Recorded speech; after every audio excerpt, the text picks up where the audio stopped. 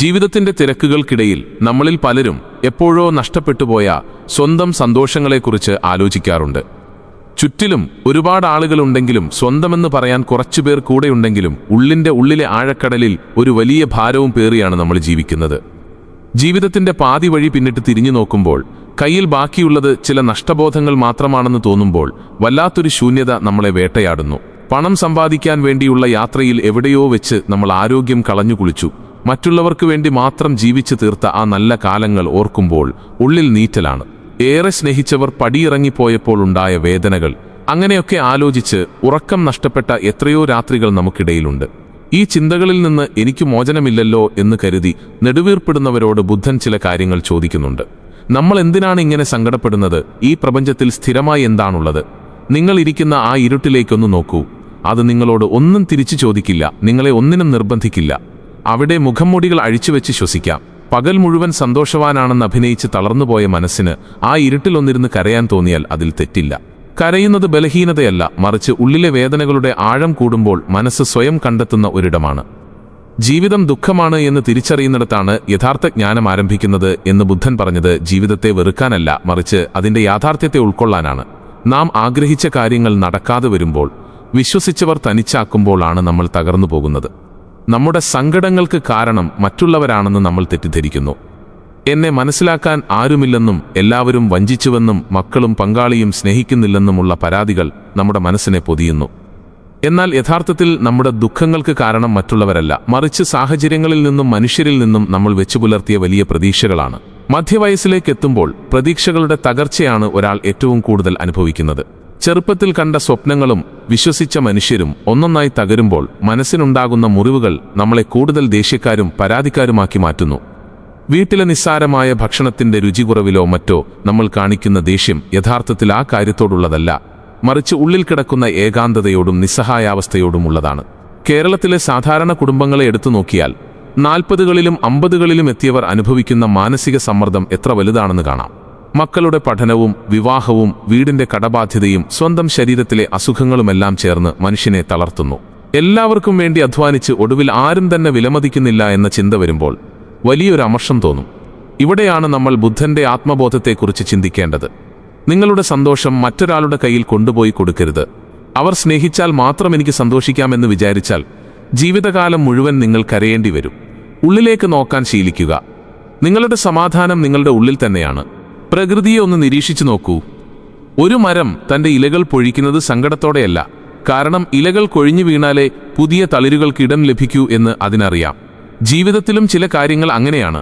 ചില ബന്ധങ്ങളും ആഗ്രഹങ്ങളും ചിന്തകളും കൊഴിഞ്ഞു പോകേണ്ടതുണ്ട്. അവ നഷ്ടപ്പെടുമ്പോൾ ഉള്ളം നീറരുത്. അത് നിങ്ങളുടെ ജീവിതത്തിലെ ഒരു പുതിയ അധ്യായത്തിന്റെ തുടക്കമാണ്. മുറുകെ പിടിച്ച കൈകളിൽ പുതിയതൊന്നും വന്നു ചേരില്ല. കൈകൾ തുറന്നു പിടിക്കുക. വരുന്നത് വരട്ടെ, പോകുന്നത് പോകട്ടെ എന്നൊരു പക്വതയുള്ള മനോഭാവം വളർത്തിയെടുക്കുക. ആരെങ്കിലും നിങ്ങളുടെ ജീവിതത്തിൽ നിന്ന് ഇറങ്ങിപ്പോകാൻ ആഗ്രഹിക്കുന്നുവെങ്കിൽ അവർക്ക് സ്നേഹത്തോടെ വഴിമാറിക്കൊടുക്കുക. അവരെ നിർബന്ധിച്ച് കൂടെ നിർത്താൻ ശ്രമിക്കുന്നത് സ്വന്തം ആത്മാഭിമാനത്തെ കളയാൻ മാത്രമേ ഉപകരിക്കൂ. മറ്റുള്ളവരെ തിരുത്താൻ നമ്മൾ ചെലവഴിക്കുന്ന ഊർജം അമിതമാണ്. അവർ അങ്ങനെ മാറണം, ഇവർ എന്നോട് ഇങ്ങനെ പെരുമാറണം എന്ന് കരുതി നമ്മൾ തന്നെ സ്വയം അസ്വസ്ഥരാകുന്നു. മറ്റുള്ളവരെ ജയിക്കുന്നതിനേക്കാൾ വലിയ വിജയം സ്വന്തം മനസ്സിനെ ജയിക്കുക എന്നതാണ്. ഈ ലോകത്ത് ഒരാളെപ്പോലും പൂർണ്ണമായി മാറ്റാൻ നമുക്ക് കഴിയില്ല. എന്നാൽ നമ്മുടെ കാഴ്ചപ്പാടുകളെയും ചിന്തകളെയും നമുക്ക് മാറ്റാൻ സാധിക്കും. സാഹചര്യങ്ങളോട് നാം എങ്ങനെ പ്രതികരിക്കുന്നു എന്നതിലാണ് യഥാർത്ഥ സമാധാനം ഒളിഞ്ഞിരിക്കുന്നത്. ആരെങ്കിലും നിങ്ങളെ വേദനിപ്പിക്കുന്ന വാക്കുകൾ പറഞ്ഞാൽ അത് സ്വീകരിക്കാതിരിക്കാനുള്ള സ്വാതന്ത്ര്യം നിങ്ങൾക്കുണ്ട്. അവർ തരുന്ന ആ വാക്കുകൾ നിങ്ങൾ വാങ്ങാതിരുന്നാൽ അത് അവരുടെ കയ്യിൽ തന്നെ ഇരിക്കും. നമ്മുടെ ഉള്ളിലെ അഹംഭാവമാണ് മറ്റൊരു വലിയ ശത്രു. ഞാൻ എന്ന ഭാവം നമ്മളെ വല്ലാതെ തളർത്തുന്നു. ഇത്രയും വലിയ ലോകത്ത് നമ്മളൊക്കെ എത്ര നിസ്സാരമായ ഒരു പൊടിപടലം മാത്രമാണ് എന്ന തിരിച്ചറിവ് അഹങ്കാരത്തെ ഇല്ലാതാക്കും. അഹങ്കാരം മാറുമ്പോൾ അവിടെ വിനയവും ശാന്തതയും തളിർക്കും. വിനയമുള്ള മനസ്സിന് മാത്രമേ പ്രപഞ്ചത്തിന്റെ അർത്ഥവത്തായ സന്ദേശങ്ങൾ ഉൾക്കൊള്ളാൻ കഴിയൂ. കഴിഞ്ഞുപോയ കാര്യങ്ങളെക്കുറിച്ച് ഇനി ചിന്തിച്ചിട്ട് കാര്യമില്ല. എന്നാൽ ഈ നിമിഷം മുതൽ നിങ്ങൾക്ക് ഒരു പുതിയ മനുഷ്യനായി ജീവിച്ചു തുടങ്ങാം. മനസ്സിനെ ശാന്തമാക്കാൻ ദിവസത്തിൽ കുറച്ച് സമയം മാത്രം മാറ്റിവെക്കുക. പ്രകൃതിയോട് ഇണങ്ങി നിൽക്കുക. മറ്റുള്ളവരെ സഹായിക്കാൻ കഴിയുന്ന ചെറിയ കാര്യങ്ങൾ ചെയ്യുക. ഉള്ളിൽ കരുണയും സ്നേഹവും നിറയ്ക്കുക. ജീവിതം വളരെ ചെറുതാണ്. അതിൽ പരാതികൾക്കും പരിഭവങ്ങൾക്കും വലിയ സ്ഥാനമില്ല. ശാന്തമായൊരു മനസ്സ് മാത്രമാണ് ഈ ലോകത്തെ ഏറ്റവും വലിയ സമ്പത്ത്. ആ സമ്പത്ത് നേടിയെടുക്കാൻ നിങ്ങൾക്ക് കഴിയും. ഉള്ളിലെ ഭയങ്ങളെല്ലാം മാറ്റി നിർത്തി നിറഞ്ഞ പുഞ്ചിരിയോടെ ജീവിതത്തെ നേരിടുക. നിങ്ങൾ തനിച്ചല്ല. നിങ്ങളുടെ ഉള്ളിലെ വെളിച്ചം തന്നെയാണ് നിങ്ങൾക്ക് വഴി കാണിക്കുന്ന വിളക്ക്. പതുക്കെ കണ്ണുകൾ തുറക്കുക. ചുറ്റുമുള്ള ലോകത്തെ പുതിയൊരു കാഴ്ചപ്പാടോടെ നോക്കുക. ഈ നിമിഷം മുതൽ ഞാൻ സമാധാനത്തോടെ ജീവിക്കാൻ പോവുകയാണ് എന്ന് മനസ്സിനോട് ഉറപ്പിച്ചു പറയുക. നിങ്ങളുടെ മനസ്സ് അനുവദിക്കാത്തിടത്തോളം കാലം നിങ്ങളെ തളർത്താൻ ഈ ലോകത്ത് ഒന്നിനും കഴിയില്ല. ഈ യാത്രയിൽ നമ്മൾ ഒറ്റയ്ക്കല്ല, പ്രപഞ്ചം മുഴുവൻ നമുക്കൊപ്പമുണ്ട്. ശാന്തമായിരിക്കുക, പുഞ്ചിരിക്കുക, ജീവിതം മനോഹരമാണ്.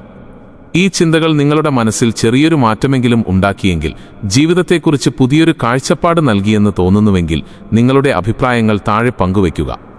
പ്രിയപ്പെട്ടവർക്കായി ഈ സന്ദേശം കൈമാറുക. ചാനൽ സബ്സ്ക്രൈബ് ചെയ്യാനും ലൈക്ക് ചെയ്യാനും മറക്കരുത്. നിങ്ങളുടെ മനസ്സിന് എല്ലാവിധ സമാധാനവും ഉണ്ടാകട്ടെ. ഈ പ്രായത്തിൽ നമ്മൾ ശീലിക്കേണ്ട ഏറ്റവും വലിയ പാഠം വിട്ടുകളയുക എന്നത് തന്നെയാണ്. എല്ലാ കാര്യങ്ങളെയും അമിതമായി നിയന്ത്രിക്കാൻ ശ്രമിക്കുന്നത് വെറുതെയാണ്.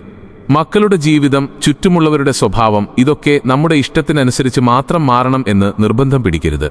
നമ്മൾ വിചാരിച്ചതുപോലെ കാര്യങ്ങൾ നടന്നില്ലെങ്കിലും ഈ ലോകം അതിൻ്റെ വഴിയെ സഞ്ചരിച്ചുകൊണ്ടേയിരിക്കും എന്ന സത്യം ഉൾക്കൊള്ളുക. ഒഴുകുന്ന ഒരു പുഴ പോലെയാകണം നമ്മുടെ ജീവിതം.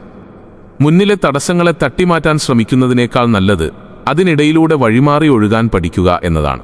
മനസ്സിൽ കെട്ടിക്കിടക്കുന്ന ദേഷ്യവും പകയും അസൂയയുമെല്ലാം നമ്മുടെ മനസ്സിനെ മാത്രമല്ല ശരീരത്തെയും രോഗിയാക്കും.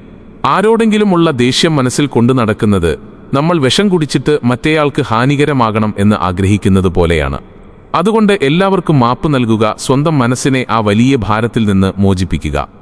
ഭൂതകാലത്തിൽ സംഭവിച്ച തെറ്റുകളെ ഓർത്ത് നെടുവീർപ്പിടുന്നവരാണ് നമ്മളിൽ പലരും. അന്ന് ആ തീരുമാനം എടുക്കേണ്ടിയിരുന്നില്ല എന്നും അയാളെ വിശ്വസിക്കേണ്ടിയിരുന്നില്ല എന്നും ഓർത്ത് സ്വയം ശപിക്കുന്നതിൽ അർത്ഥമില്ല. കഴിഞ്ഞുപോയ കാലം ഒരു മരിച്ച ശരീരം പോലെയാണ്. അതിനെ എത്ര കെട്ടിപ്പിടിച്ചു കരഞ്ഞാലും അതിന് ജീവൻ തിരിച്ചു കിട്ടില്ല. ഇന്ന് അനുഭവിക്കുന്ന ഈ നിമിഷം മാത്രമാണ് സത്യം. നാളെക്കുറിച്ചുള്ള ആശങ്കകളും ഇന്നലെക്കുറിച്ചുള്ള സങ്കടങ്ങളും മാറ്റിവെച്ച് ഈ നിമിഷത്തിൽ ജീവിക്കാൻ ശീലിക്കുക. ഭൂതകാലം കടന്നുപോയി, ഭാവി എന്തെന്ന് ആർക്കുമറിയില്ല. ഈ നിമിഷം മാത്രമാണ് നിങ്ങളുടെ കയ്യിലുള്ള ഏറ്റവും വലിയ സമ്മാനം.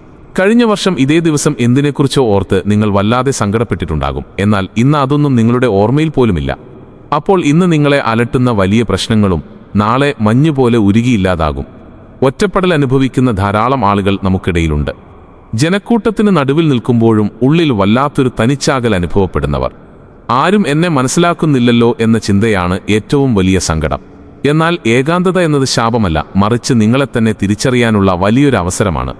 നമ്മൾ എപ്പോഴും മറ്റുള്ളവരുടെ അംഗീകാരം നേടാൻ വേണ്ടിയാണ് ജീവിക്കുന്നത്. എന്നാൽ നിങ്ങളെ മറ്റാരേക്കാളും നന്നായി അറിയാവുന്നത് നിങ്ങൾക്കാണ്. നിങ്ങളെ സ്നേഹിക്കേണ്ടതും നിങ്ങൾ തന്നെയാണ്. സ്വന്തം കുറവുകളോടും പരാജയങ്ങളോടും കൂടി നിങ്ങളെ തന്നെ സ്നേഹിക്കാൻ തുടങ്ങുന്ന ആ നിമിഷം മുതൽ ഉള്ളിൽ വലിയൊരു ശാന്തത വന്നു നിറയും. നിങ്ങളിലേക്ക് തിരിയുക. നിങ്ങളുടെ ശ്വാസത്തിന്റെ താളം ശ്രദ്ധിക്കുക. ഈ ലോകത്ത് നാം കാണുന്നതെല്ലാം ഒരു മിഥ്യയാണെന്ന് ബുദ്ധൻ പറഞ്ഞത് ഇതിനൊന്നും ശാശ്വതമായ നിലനിൽപ്പില്ല എന്ന് ഓർമ്മിപ്പിക്കാനാണ്. ഒരു സുപ്രഭാതത്തിൽ നമ്മുടെ സമ്പത്തോ വീടോ സുഹൃത്തുക്കളോ ഒക്കെ നമ്മളെ വിട്ടുപോയേക്കാം. അതിലൊന്നും സങ്കടപ്പെട്ടിട്ട് കാര്യമില്ല. ഒരു യാത്രക്കാരൻ സത്രത്തിൽ വിശ്രമിക്കാൻ കയറുന്നത് പോലെയാണ് നമ്മൾ ഈ ഭൂമിയിൽ വന്നിരിക്കുന്നത്. അവിടെയുള്ള കസേരയും കട്ടിലും എൻ്റെ സ്വന്തം എന്ന് പറഞ്ഞ് വഴക്കുണ്ടാക്കുന്നത് എത്ര വലിയ വിഡ്ഢിത്തമാണ്. ജീവിതത്തിലെ സമ്പത്തും പദവികളും ഇതുപോലെയാണ് വരുന്നു പോകുന്നു. അതിൽ അമിതമായി ആഹ്ലാദിക്കുകയോ ദുഃഖിക്കുകയോ ചെയ്യാതെ ഒരു സാക്ഷിയെപ്പോലെ നോക്കി നിൽക്കാൻ ശീലിക്കുക. അതാണ് മനസ്സിനെ നിയന്ത്രിക്കാനുള്ള ഏറ്റവും വലിയ മാർഗം.